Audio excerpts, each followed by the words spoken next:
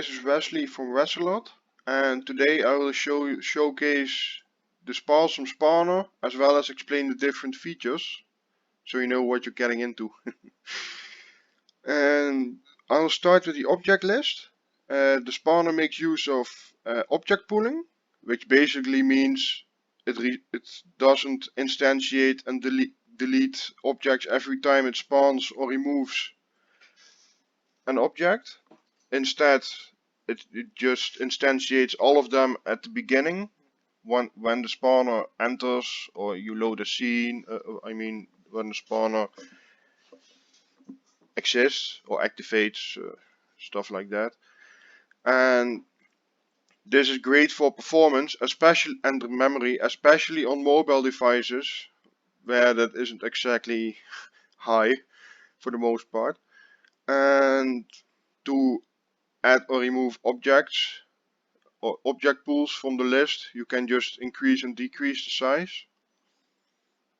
Each object pool needs a tag, so the spawner knows what to spawn. You can just name it whatever you want, but each tag has to be unique.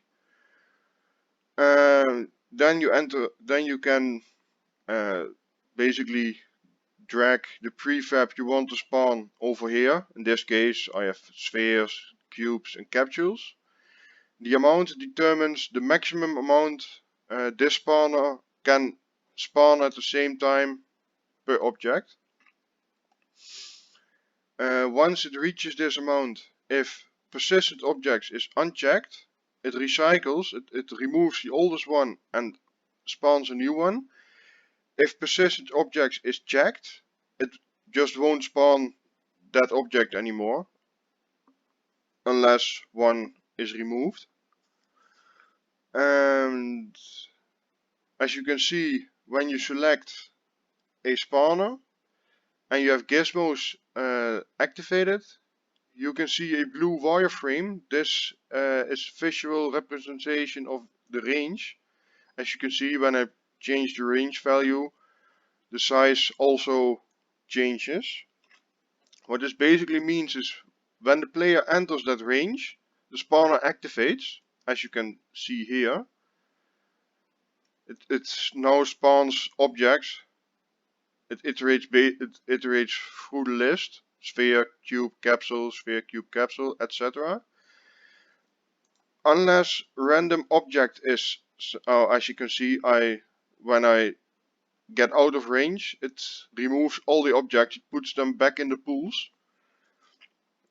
And unless if destroy objects is checked. If it isn't, then the objects will remain. And if I check random object, it basically spawns in a random order instead of the same order every single time. As you can see, multiple capsules and now a sphere, as you can see. Now I'll showcase destroy objects. If I uncheck it, the spawner will stop spawning when I leave the range, but the objects are not destroyed. When I check always active, it means that the spawner will always remain active even when I leave, when I'm not in range. Destroy objects does not work in this case because the spawner never deactivates. And the spawner spawns with a random timer. A random value between min time and max time is selected. So now an object spawns between between every 1 second or 2 seconds. For a consistent spawn rate, you just enter the same value. Now it spawns every 1 second, as you can see.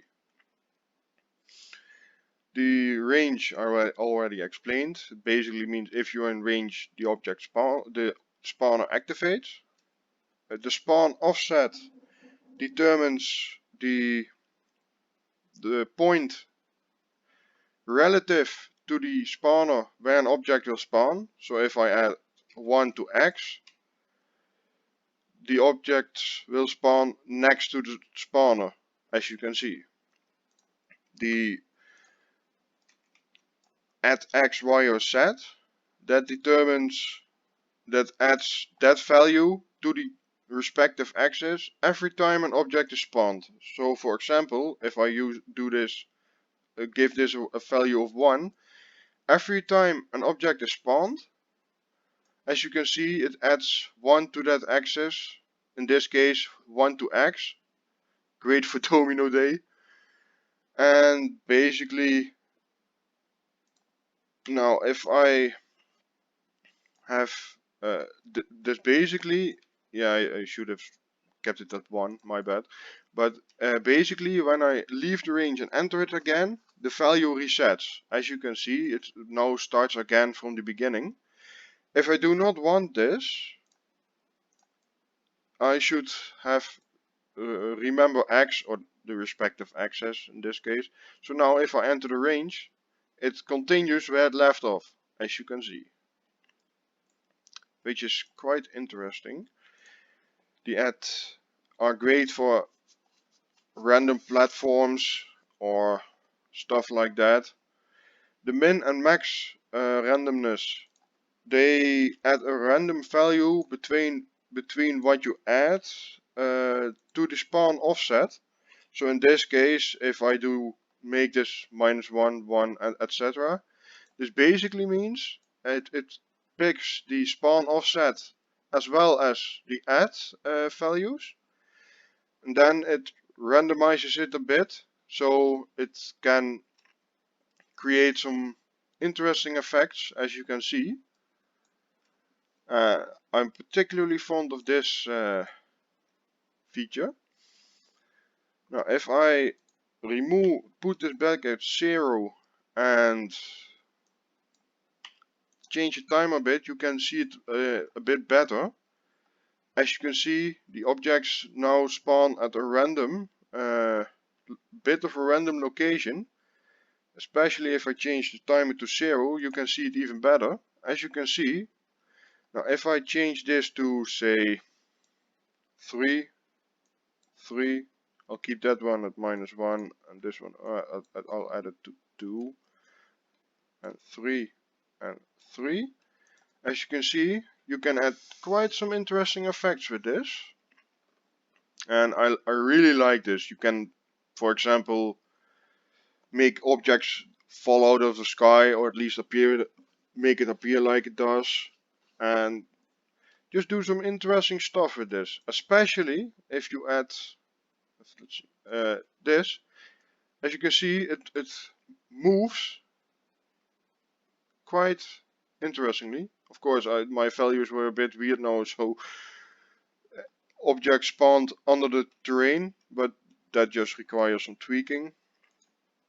Now if I'll just change this to 2 and this one to -1, so you can see it a bit better.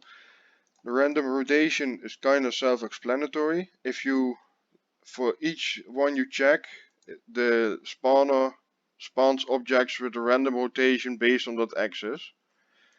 And as you can see, objects spawn at a random rotation. If you uncheck it again, the objects will spawn at a 0 rotation on the respective axis. And these are basically all the features, and I kinda like it. I love it actually. It's pretty versatile and it's simple to use, and you can do quite a bit of things with this. Some ideas that came up to me were platformers with random platforms, basically randomized platform levels. You can add a domino effect with the add features. You can create some random effects with the randomness features, or you could use it for fire out that spits out of a volcano. stuff like that. It's pretty interesting if you ask me. And well, that's basically all. Hope you enjoyed the video, and maybe you'll be the proud owner of a Spawsome Spawner system. Okay, bye.